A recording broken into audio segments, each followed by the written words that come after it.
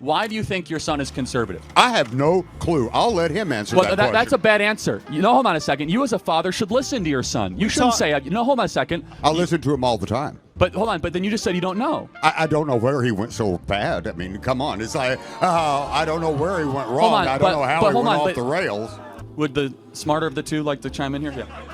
Absolutely. So I used to be at one point on my father's side, and upon doing my own research and seeing things firsthand, I've switched sides, and I've seen like the liberal tears that he has, like the way that he's complaining, and it's like, don't antagonize. You have to honor your parents. Don't antagonize them. Okay. 100%. So and I do respect my father, and I love him. And you should honor him, and you should also love your son and see where he's coming from. But back to your point, though.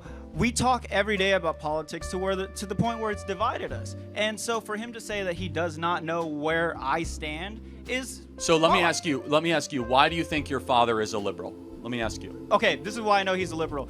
Because he voted for Kamala Harris, and he didn't even know why. Do you think that maybe he wants to believe government will do good? Maybe that's... Of course. Okay, is that a good answer? Yes, sir. Now, maybe your son is going more conservative because he thinks government hasn't done a lot of good. Is that maybe a fair, charitable interpretation? That makes relative sense. Okay, so now we're getting somewhere. So you guys have a generational divide. You look at government as being probably a force for good. He's grown up in a circumstance where he's seen government declare wars and do a lot of nonsense like the Iraq War. He's not in his head.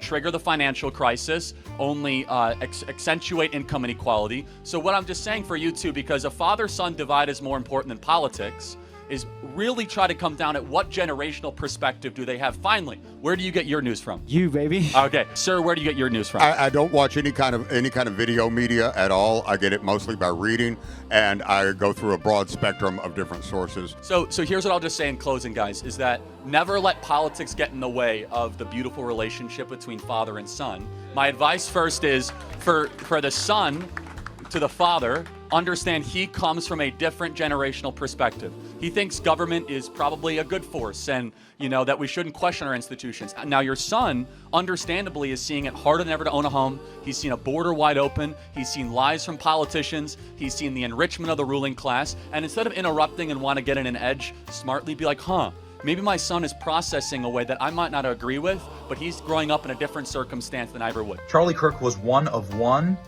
a generational talent. You can't have or get another one. Charlie was Charlie. It's frustrating at times because the guy just has more gifts than any man I've ever met.